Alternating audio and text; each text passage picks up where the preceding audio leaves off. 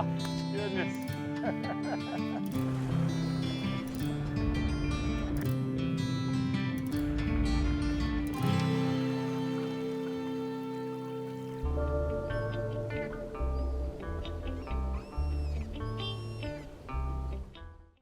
As fishermen, we come from all walks of life.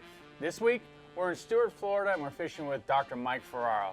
This guy works in the emergency department and has a super stressful job, and his outlet is fishing. I've been doing emergency medicine now for about 10 years, and I really love what I do. We see people from all walks of life, from the very young to the very old.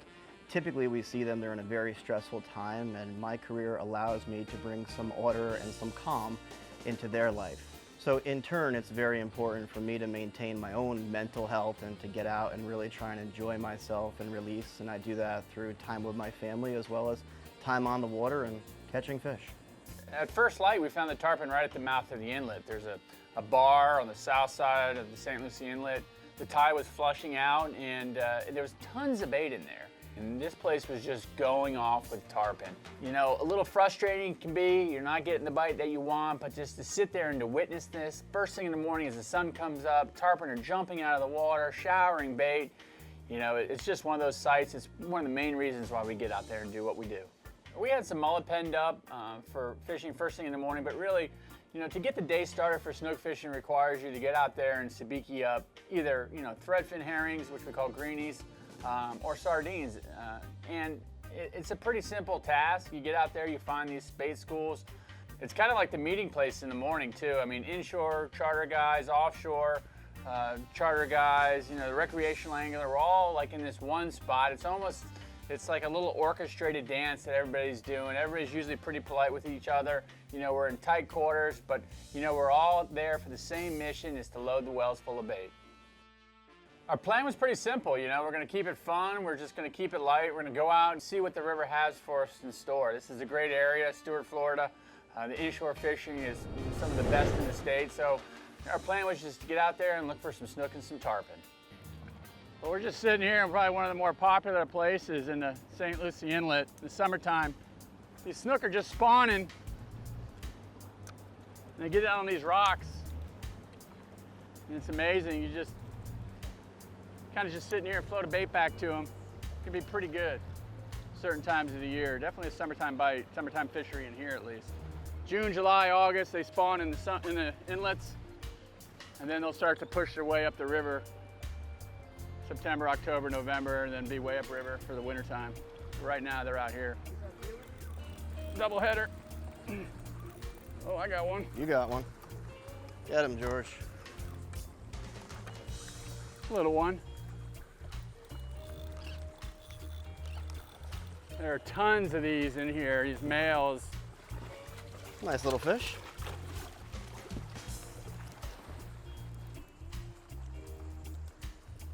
Skinny, God, that's not what we're known for. Stuart's not known for them skinny snook, but that male that's been in here probably spawning, chasing females all summer. Skinny, skinny fish. Let's get that one back in the water. The snook fishery here in Stuart is probably one of the best, if not the best, in the whole state of Florida. I mean, you got quantity and you have quality. It's amazing. Big, big snook this area is known for. And this is the time of year to get them. You can just see them all the snook laying right there on that Raymarine side vision. It's almost cheating. You can pull in here and you can actually mark them and see if they're in here, know exactly where they're at, and just set up on them. Mike got one. Jack or snook? Coming right at you. Little snook. Oh, little baby snook. Went right to town on that little bait. Put a small one on there, and small bait, small fish. Circle hook's doing its job, though. Circle hook's right in the corner of the mouth, right where it's supposed to be.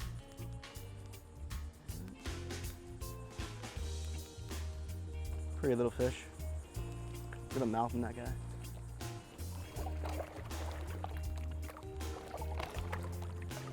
All right, buddy. He bolted right for the boat. So what type of fish do you normally do out here, Mike? It's kind of the beauty of the Stuart area. You know, when it's too rough to fish offshore, we can always come inshore and fish for tarpon, snook, anything else. But on the on the nice days, we can get out there, do dolphins, sailfish, cobia. Well, we're gonna bang away, I guess, on these snook for a while, try to get some of those going, and maybe try to catch tarpon here later. We saw some this morning, but unfortunately couldn't hook one up. Okay, here we go.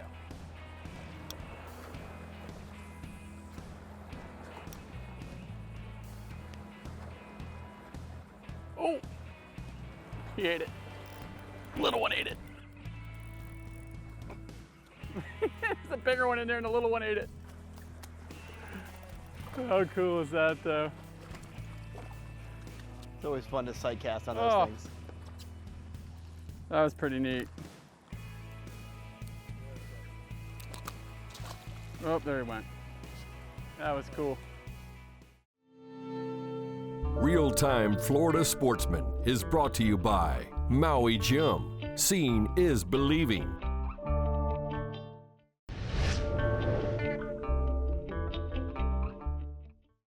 Our plan was just to kind of follow the tide, stick with the moving water, try some different spots, really kind of focus on the inlet first thing. There had been some fish staging in there. It's the time of the year where they're spawning, but also we were going to give the bridges a go as well. We were going to want to target some big snook, and this time of the year, that's where the big girls lay. There he is. Go to the back. Go to the back of the boat. Go to the back of the boat. Pull left, pull left, pull left, pull left. Come on out.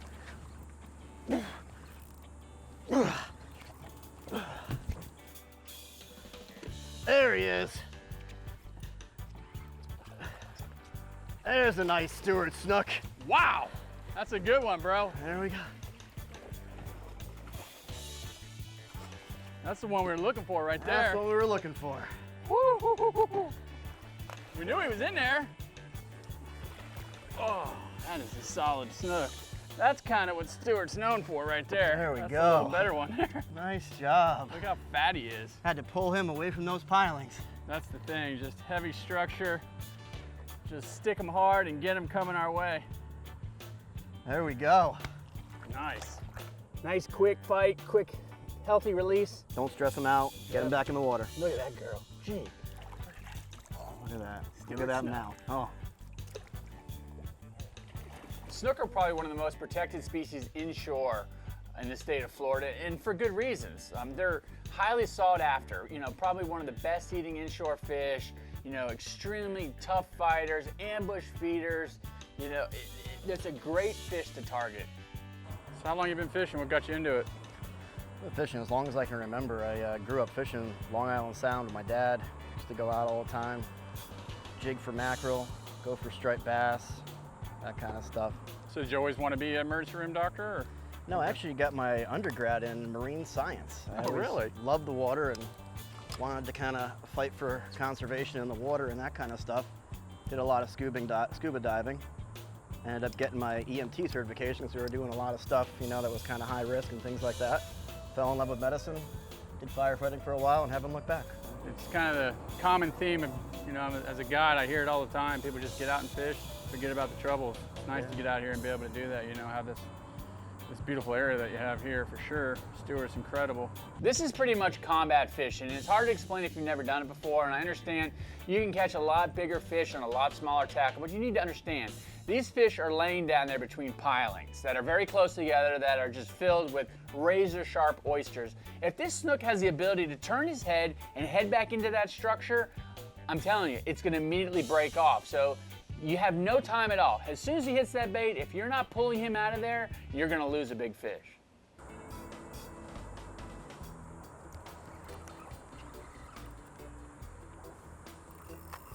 Oh, he woke up a little bit. Get him up, George. Decent snook. Not a giant, but not a bad one. God, that bait was down there on the bottom, Mike, and he just thumped it. Right on the bottom? Yeah.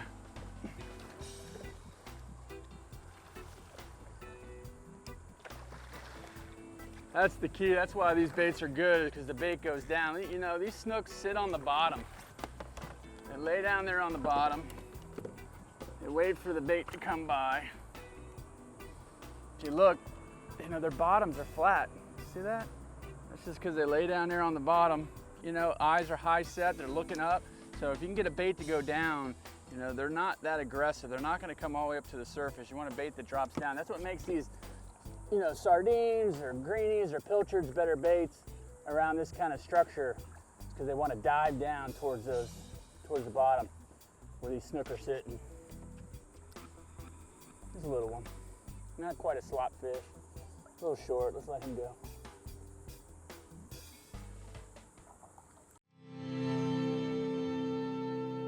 Real-time Florida Sportsman is brought to you by Power Pole, swift, silent, secure.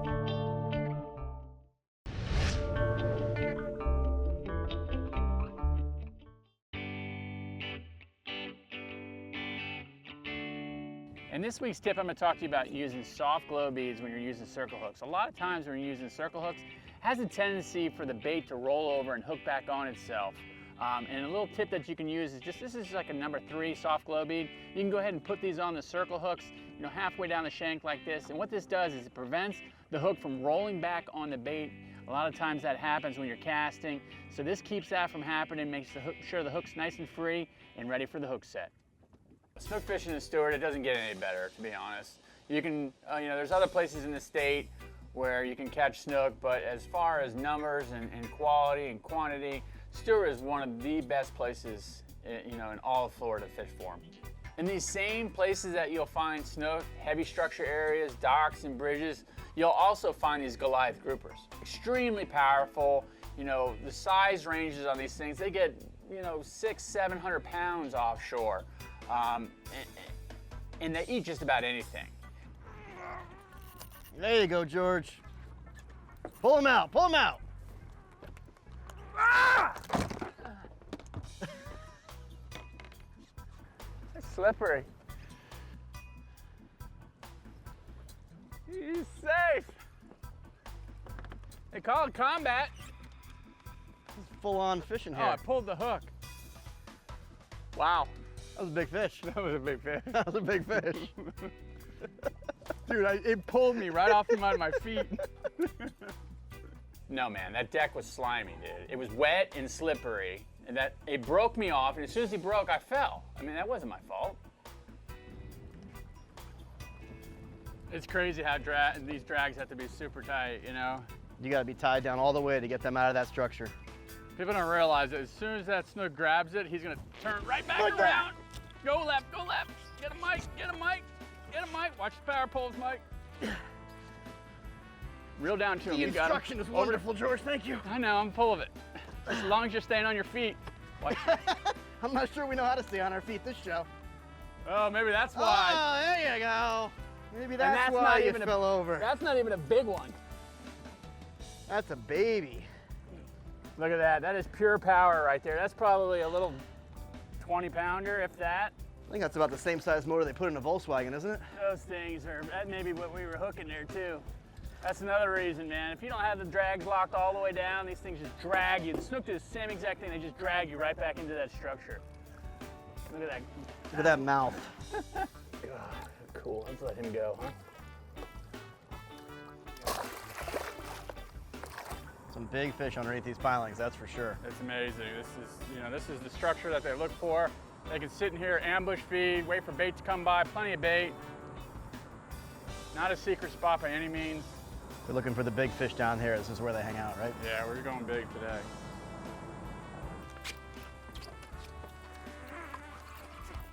Nice.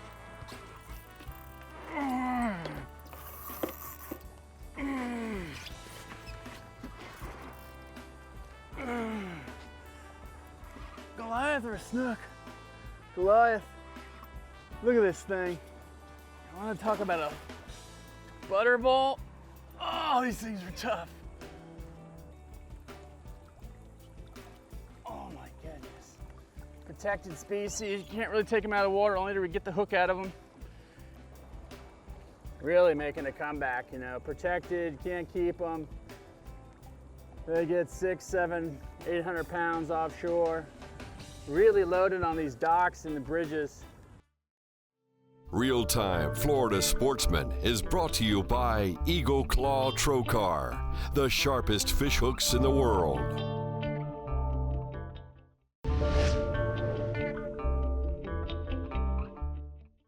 As prepared as you think you are, drags are locked all the way down, you have your escape route, you're ready for the bite, things sometimes just don't go as you planned. You know, I've done this a long time, and I think I'm ready, and sometimes when that fish hits, it's things don't go well. There it is. Oh. Can't win all the battles. Gotta give him some in a while, you know? This slammer got Working up a slammed. sweat over here from these guys. This slammer got slammed. So today we took a real beating from the Goliath grouper. I'm sore, muscles are aching. These fish are just incredibly strong, and they live side by side with a snook underneath these bridges. And we went at them pretty hardcore today. We couldn't seem to keep the baits away from them. Keep them coming, keep them coming, keep them coming. Hang on, Mike, hang on. You got him? You got him, you got him. I got him out. Another one. Another Goliath. Jesus. We're in a Goliath spot. The tour of the Goliaths. Look at that thing. Look how, I mean, how bad he worked you. Look at That's that a leader. Big rod, Look yeah. at that leader. Leader is gone. And that's why you got to use that heavy tackle. You never know in here. Snook, Goliath, big jacks. Trying to get this hook This out. guy's smaller than yours, too. Oh, They must be all lined up under there. these things are so plentiful in here. They're so fun to catch, though. Just talking about how that species made a comeback. Here's evidence. God. Woo! When things slow down with the snook, the tide's not quite right, you can just totally change gears and do something totally different. You can actually use the same exact bait. It's just a matter of changing locations sometimes, you know, and just targeting a different species. One though. What was that, a big jack? It'll be a big jack into a little hole. Me in this spot in big jacks. Yeah, I think I got a jack here. Super aggressive bite on the surface, kept after it. Feels like a jack. That's part of it though, you know? You never know what you're gonna get out here. Jacks, snook, tarpon. Oh, had no problem eating that 8-inch mullet though. Circle hook did its job. Right in the corner of the mouth. Trocar found the corner right there, buddy. Right, we're supposed Barely hooked. What a bruiser. to. Wait till he starts talking to you. Ah, there he is. Pound for pound, man. If these things got 100 pounds, you'd be in trouble. You wouldn't fish for anything else. I said if they jumped, if they were good eating, everybody would target them. So I had such a great time making this show with George today. We really had a great time out on the water. It's about making memories with your good friends, relaxing, having a great stress relief.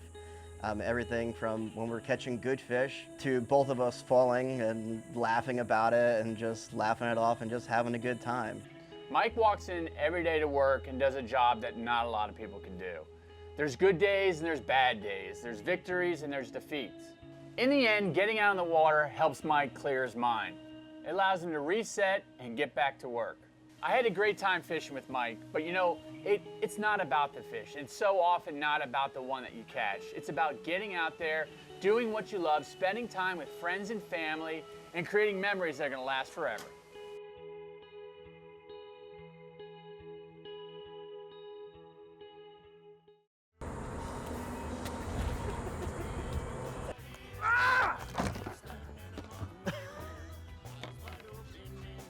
Slippery. He's safe. They call it combat. Mike, don't go that way. Don't go that way. Why were you going that way? Full of advice, you know that? I know. What the freak you think I was doing? Do what I do. Fall on your ass.